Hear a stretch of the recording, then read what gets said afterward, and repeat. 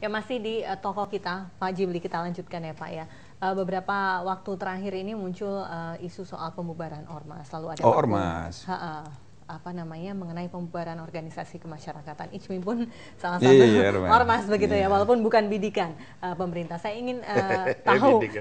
Oh, ada sikap. yang dibidik. Oh, tidak ada yang dibidik, begitu. Saya ingin tahu sikap ICMI terkait Perpu ini Pak. Ah, Perpu itu selalu kontroversial. Tidak pernah Perpu itu tidak kontroversial. Apalagi yang terkait dengan politik. Maka eman-eman jangan terlalu royal bikin Mengeluarkan Perpu. Kalau nggak terlalu perlu nggak usah, gitu loh. Anda melihat ada urgensinya tidak ini mengenai Perpu ormas? Sebetulnya tidak terlalu, tapi ya sudah terjadi ya.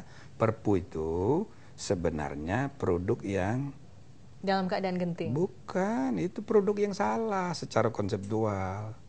Makanya di dalam konstitusi RIS sudah diganti nama Undang-Undang Darurat. Begitu juga Undang-Undang Dasar Sementara tahun 50, Undang-Undang Darurat. Gitu loh. Jadi perspektifnya tuh ketika negara dalam keadaan darurat. Nah, persyaratannya itu sudah jelas diatur dalam undang-undang keadaan bahaya. Nah, genting memaksa itu kan istilah lain saja. Tapi maksudnya keadaan darurat.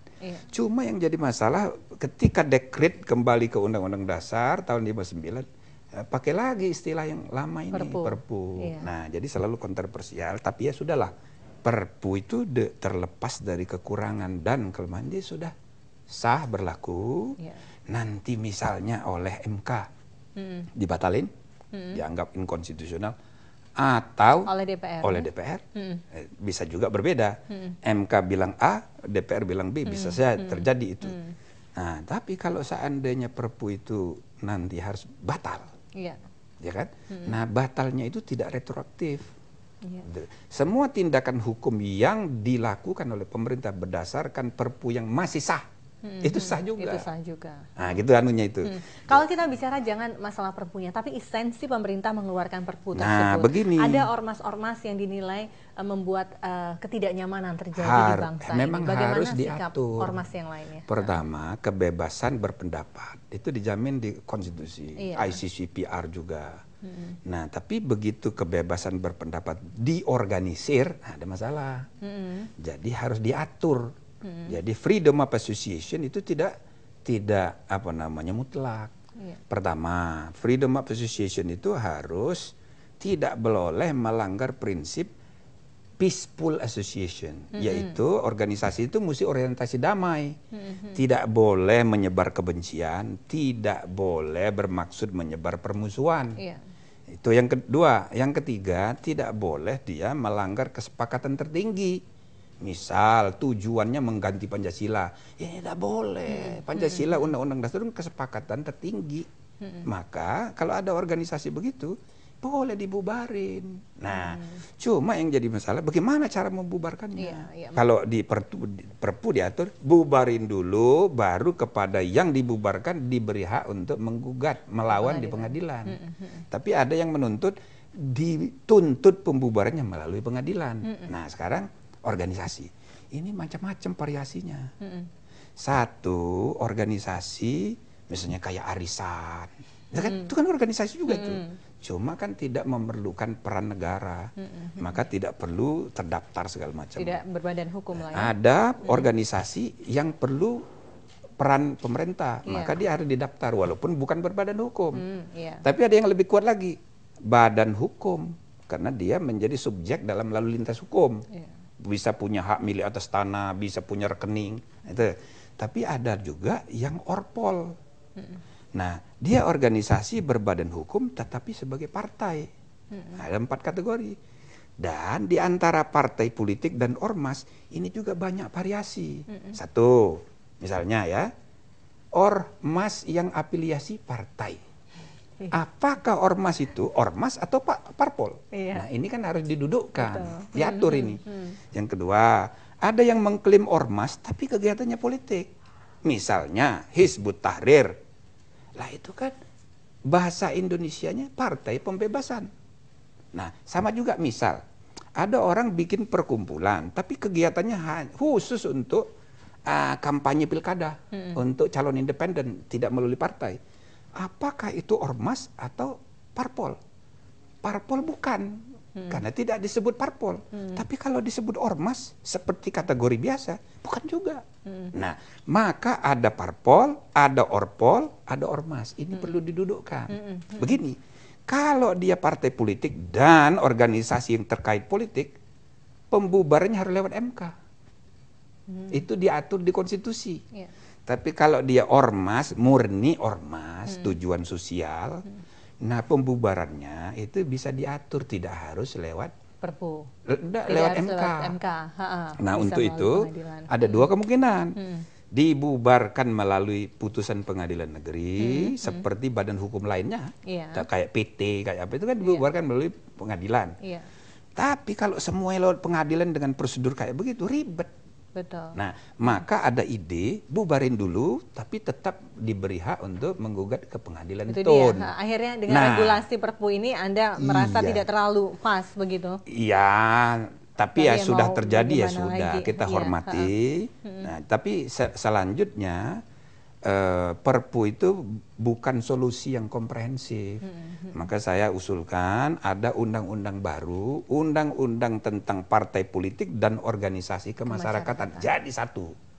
Jadi satu, dia kita perkenalkan sebagai omnibus law.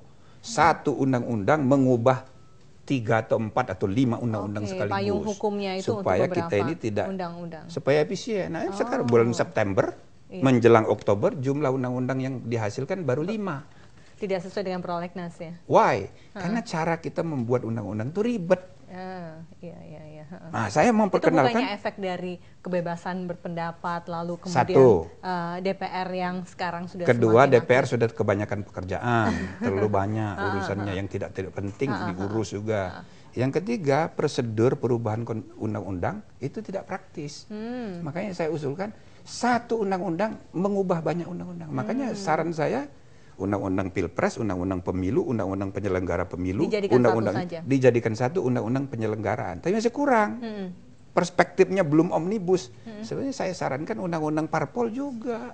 MK sering kemudian dengan ada yang ditangkap begitu dan seterusnya begitu. Ada yang menyayangkan MK yang dulu katanya genuine, yang bebas dari segala macam praktek KKN, ternyata sebagai gerbang terakhir konstitusi kita ternyata tidak sakral sekali begitu, tidak imun juga begitu. Bagaimana Anda melihatnya? Ya, namanya di mana saja manusia berada tidak luput dari kekurangan gitu.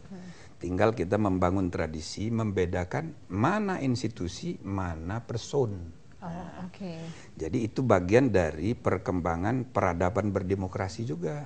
Salah satu putusan MK menghapus pasal penghinaan terhadap presiden, diubah menjadi penghinaan sebagai delik aduan. Kenapa?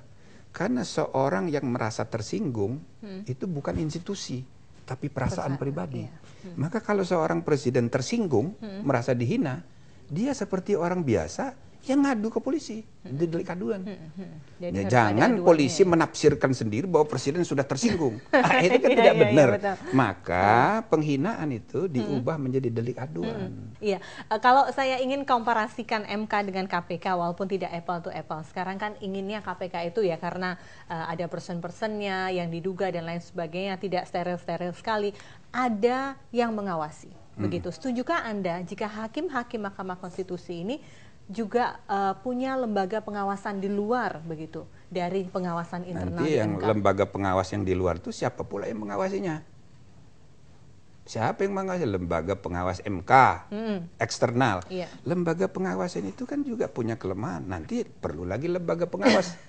Nggak bisa double. Iya, maka biasanya jadi itu, biarkan saja MK bukan seperti dibiarkan, ini. harus diawasi oleh publik. Yang kedua harus diawasi etikanya. Maka ada majelis kode etik yang sekarang relatif lebih independen. Jumlah orang luarnya lebih banyak. Nah, itu kan Dewan Etik di MK ada. Kemudian di KPK juga sudah ada. Ya, tetap aja ada kekurangannya ya. Tapi kalau di MK itu sudah lebih banyak dari luarnya. 3 dari luar, 2 dari dalam. Oke. Jadi diharapkan lebih independen. Malah cuma 1 dari dalam, satunya dari KY. Begitu, ada unsur KY. Nah, KPK belum. Nah, sebaiknya KPK itu komite etiknya itu satu aja dari dalam, ya selebihnya dari luar, seperti DKPP. Nanti saja kita bicara DKPP. Oh, iya. Ya, kita harus break dulu karena banyak sekali rentetan dari DKPP tersebut, termasuk juga penyelenggaraan pemilu dan politik, mahar dan mahal Indonesia ini yang mahar dan mahal yang tidak kunjung usai. Tetaplah bersama kami di Tokoh Kita.